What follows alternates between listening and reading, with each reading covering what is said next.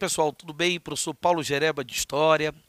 Nossa aula de hoje, nós iremos dar continuidade, na verdade, até porque nós já discutimos alguns dos povos que construíram civilizações na chamada Antiguidade Oriental. Nós já falamos em outras aulas sobre o Egito, falamos da Mesopotâmia, e iremos agora falar dos fenícios. Os fenícios que foi também um dos povos que acabaram construindo uma civilização no que nós podemos caracterizar como Antiguidade Oriental. Na verdade, quando você fala dos povos fenícios, esses povos eles se localizavam principalmente na parte norte da Palestina. E se você fala parte norte da Palestina, você está falando do continente asiático, tá? Onde hoje se encontra um país conhecido como Líbano. Se você olhar para o Líbano hoje, na verdade, você está olhando no passado, justamente para os povos fenícios que construíram ali uma civilização. Na verdade, esses povos fenícios, se nós buscarmos a origem dessa civilização, nós vamos observar que eles são de origens semitas. Eles são povos semitas, que eles saíram inclusive do litoral norte do Mar Vermelho. Eles saíram, se deslocaram dessa região, do litoral norte do Mar Vermelho, e eles foram se fixar justamente aqui no norte da Palestina, onde hoje é o Líbano. Inclusive chegando até mesmo a cultivar algumas atividades nessa região, como por exemplo os cereais, a produção de cereais, a produção de vidreiras e até mesmo de oliveiras, que são algumas atividades produtivas que esses povos chegaram a desenvolver nessa região. Entretanto, uma característica bem particular dos povos fenícios é a proximidade deles com o mar e também o início das trocas agrícolas com os povos egípcios. Então, essa relação comercial entre os fenícios e os egípcios, aqui na Antiguidade Oriental, ela acaba dando condições para que esses povos pudessem desenvolver principalmente o comércio marítimo, até pela localização geográfica deles, que eles estão próximos ao mar, eles têm uma proximidade do mar. Então, essa relação comercial com o Egito foi muito importante para o desenvolvimento do comércio marítimo, que na verdade é considerado o principal setor da economia dos povos fenícios. A força econômica dos povos fenícios é o comércio marítimo, principalmente por esses dois pontos aí. Essa proximidade desses povos com o mar, em termos de localização geográfica, e as relações comerciais que eles vão desenvolver, como é o caso, por exemplo, aqui com os egípcios. Quando você fala do Estado fenício, na verdade, nós não temos aqui a presença de um Estado unificado. Politicamente falando, esses povos eles não vão formar o que nós chamamos de um império unificado. Na verdade, eles irão formar um Estado descentralizado. Nós temos a presença de várias cidades-estados. Cidades-estados que são independentes. Cidades-estados que têm sua autonomia política, sua autonomia econômica, então sua autonomia social. Essas cidades-estados é que irão compor a organização política dos povos fenícios. E aqui nós temos a presença, dentro dessas cidades-estados, essas cidades-estados elas são comandadas, na verdade, por monarcas, que vão assumir um poder com representatividade divina. Ou seja, esses monarcas, nós temos a presença de uma representatividade divina, porém, isso mostra um teocracismo presente dentro dessas monarquias que vão comandar essas cidades-estados. Porém, é preciso observar que a origem desses monarcas, que irão exercer o poder político dentro dessas cidades, no interior das cidades fenícias, na verdade, eles são de uma origem social elitizada. Eles pertencem a uma elite de ricos comerciantes marítimos. Então, essa elite política que vai formar esses monarcas, que tem características teocráticas, que vão comandar essas cidades-estados fenícias, na verdade, pertence a uma elite de ricos comerciantes marítimos. Por isso que se diz que esse estado é um estado de talassocracia. Talassocracia é o poder que vem do mar. Talassocracia é o poder que vem do mar, ou seja, são as elites dos ricos comerciantes marítimos que vão exercer a liderança política, ou que vão ser esses monarcas que vão comandar essas cidades-estados. Daí essa característica política importante que é a talassocracia. É preciso observar algumas considerações da sociedade, da economia e até mesmo aprofundarmos algo sobre a política desses povos. Por exemplo, esses povos eles foram grandes navegadores aqui na antiguidade. Inclusive, como grandes navegadores, isso facilitou até mesmo a fundação de diversas áreas coloniais. As cidades-estados fenícias, cidades-estados como Tiro, Ugarite, Sidom, que algumas das principais cidades-estados que se formaram aqui entre esses povos, essas cidades-estados, elas chegaram a fundar várias colônias. Uma das colônias mais importantes que vai ser fundada por essas cidades-estados é a colônia de Cartago. Cartago, que mais tarde vai desenvolver uma estrutura civilizatória, inclusive os cartagineses, que vão ter o monopólio do Mediterrâneo futuramente, vão se envolver lá na frente, não agora, futuramente, irão se envolver com um conflito com os romanos, as famosas guerras púnicas, pela disputa do monopólio lá do Mediterrâneo. Então, Cartago teria sido uma das principais colônias fundadas pelos povos fenícios. Observe que o poder, porque aqui você tem a formação de cidades-estados. Você não tem um estado unificado.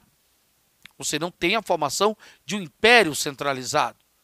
Você tem diversas cidades-estados e cada cidade-estado dessa tinha a sua própria autonomia, como nós falamos ainda há pouco. Sua autonomia política, sua autonomia econômica, cada cidade-estado dessa era independente. Então, o que mostra que o poder aqui é um poder descentralizado. Você tem uma descentralização política, justamente porque você não tem um Estado unificado. Você tem a presença de cidades-estados independentes. E essas cidades-estados, que eram governadas pela elite dos ricos comerciantes marítimos, daí se tem a talassocracia, como nós falamos ainda há pouco, na verdade, essas cidades-estados eram justamente governadas por esses monarcas, pelos magistrados, e que eles eram auxiliados por um conselho de anciões.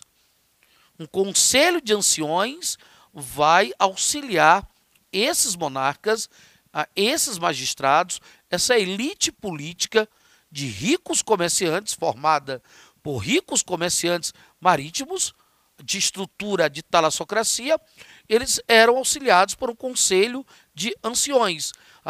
Uma outra coisa importante que nós falamos ainda há pouco é a força do comércio marítimo desses povos. Esses povos, eles acabam estabelecendo relações comerciais e até mesmo culturais com os seus vizinhos. Como, por exemplo, nós vimos ainda agora o Egito.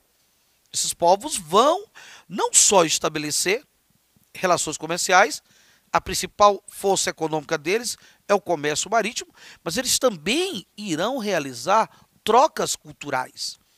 É importante observar que os fenícios, eles irão sintetizar diversas culturas. Eles acabam sintetizando diversas culturas dos povos a que eles mantiveram contatos. A sociedade, quando você discute a sociedade dessa civilização fenícia, nós temos uma sociedade que ela tem uma base aristocrática. Nós temos uma sociedade rigidamente estratificada. Essa sociedade é uma sociedade rigidamente estratificada. Observe que, por exemplo, no topo da pirâmide, se nós formos construir uma pirâmide social para representar essa sociedade rigidamente estratificada, nós colocaríamos no topo da pirâmide quem? Os ricos comerciantes. Os ricos comerciantes, principalmente que assumem a liderança política dessas cidades-estados. Ou seja, os monarcas, os magistrados, juntamente com os seus familiares, eles estariam no topo da pirâmide. Além disso, nós temos também a presença de comerciantes que chegavam até mesmo a negociar escravos, ou seja, povos dominados, povos conquistados. Nós temos também setores aristocráticos, que estão no topo dessa pirâmide, que são altos funcionários do governo, tá? Os altos funcionários do governo, ou seja, que nós vamos chamar de uma nobreza aristocrática, ela compõe o topo dessa pirâmide. Mas, por exemplo, se você observar a base dessa pirâmide, a base dela é constituída de pequenos proprietários e trabalhadores livres, como artesãos, pescadores, camponeses, marinheiros, que vão constituir a base. Nós temos escravos aqui? Temos. Está lá na base, lá no final da base da pirâmide. Porém, aqui se observa o predomínio da servidão. A servidão, principalmente de pescadores, de camponeses, de marinheiros, de pequenos agricultores, que vão, evidentemente, servir ao Estado. Então, nós teremos a presença aqui da servidão coletiva, apesar da existência, evidentemente, de escravos prisioneiros de guerra. Então, uma sociedade que nós temos desigualdade social, uma sociedade rigidamente estratificada, uma sociedade onde praticamente você não terá mobilidade social, ok? Então, essa é a forma de organização política, de organização econômica, de organização da sociedade desses povos civilizados, basicamente fenícios, que tem inclusive uma origem social semita. É preciso observar também a cultura desses povos. Nós estamos diante de povos que souberam assimilar, ou seja, sintetizar muito bem a cultura dos diversos povos que eles mantiveram contato. Observe, como nós falamos ainda há pouco, a força econômica dos fenícios era o comércio marítimo. E eles mantinham contatos não só comerciais, mas também contatos culturais com esses diversos povos que eles, evidentemente, estabeleceram relações. E aqui nós temos uma cultura onde eles vão justamente sintetizar, né, a cultura com esses povos que eles conviviam e que eles estabeleciam relações basicamente comerciais, onde eles irão também estabelecer relações culturais. Porém, apesar dos fenícios eles acabarem sendo muito mais sintetizadores de cultura do que necessariamente produtores, mas os fenícios, por exemplo, eles inventaram o chamado alfabeto fonético. O alfabeto fonético, que inclusive tinha 22 sinais. E era um alfabeto que emitia sons. Um alfabeto que vai emitir sons, onde nós teremos dentro desse alfabeto, dentro desse sistema de escrita, a presença das consoantes. Olha só. As consoantes vão estar presentes no alfabeto fonético, no alfabeto de 22 sinais, no alfabeto que emite sons dos povos fenícios. As vogais, mais tarde, são os gregos. Os gregos é que irão, na verdade, trazer as vogais para o alfabeto. Mas os fenícios, eles vão trazer as consoantes. E o alfabeto ele foi extremamente importante, principalmente por conta da economia marítima comercial desses povos. Eles utilizam o alfabeto principalmente nas suas relações comerciais. O alfabeto foi importante para o desenvolvimento da força econômica desses povos, né? Esse alfabeto fonético. Quando você fala de cultura, nós também discutimos religião. No contexto cultural, vai se falar da religião. E quando se fala da religião desses povos, esses povos eles eram politeístas, ou seja, eles cultuavam diversos deuses. Deuses como Baal, Astarte, Moloque, são alguns deuses que estavam presentes nas divinizações das crenças dos povos fenícios. Então você tem, na verdade, a crença em diversos deuses. É o que nós chamamos basicamente de quê? De politeísmo. Esses povos, eles também praticavam, em alguns casos, né, em algumas situações, vocês, principalmente para homenagear as suas divindades, em determinadas situações, principalmente ali, no que diz respeito à homenagem às suas divindades, esses povos eles praticavam sacrifícios humanos, né? Nós temos a prática de sacrifícios humanos entre os fenícios como uma forma principalmente de oferecer uma série de quê? Uma série de vantagens ou oferendas para quem? Para as suas divindades. Eles também acreditavam na vida além túmulo, tá? Mas tome muito cuidado. Eles acreditavam na vida além túmulo, porém eles eram desprovidos de prazeres, né? Eles também eram desprovidos de prazeres, apesar de acreditarem na vida além túmulo, diferente dos egípcios. Os egípcios acreditam na vida além túmulo, mas observe que há uma série de prazeres. Inclusive, quando você tem um membro da aristocracia egípcia sendo mumificado, você observa que existe ali toda uma série de riquezas que literalmente vai com ele para dentro do túmulo. Já os fenícios, eles acreditam na vida além túmulo, porém desprovido de prazeres. Apesar de existir a necessidade de conservarem também o corpo mumificado, né? Eles têm essa necessidade também. Não é à toa que eles acreditam nessa vida além túmulo. Quer dizer, eles acreditam numa vida além túmulo no sentido de que de poder mumificar esse corpo para poder futuramente receber essa alma. O que não se tem aqui, como se teve lá no Egito, são os prazeres, o luxo no processo basicamente da mumificação, no processo da vida além túmulo. Então, observe que nós estamos diante de povos que foram muito inteligentes, né? Apesar de ter algumas características culturais próprias, como é o caso principalmente do alfabeto fonético, mas são povos que acabam organizando uma estrutura, evidentemente o quê? De sintetização. Entretanto, o que vai levar à decadência desses povos, que acaba contribuindo para a decadência dessas cidades-estados, são as rivalidades entre elas. As cidades-estados fenícias, elas vão manter rivalidades, ou seja, os conflitos internos, né? Teremos a presença de conflitos internos e até mesmo de ocupações externas.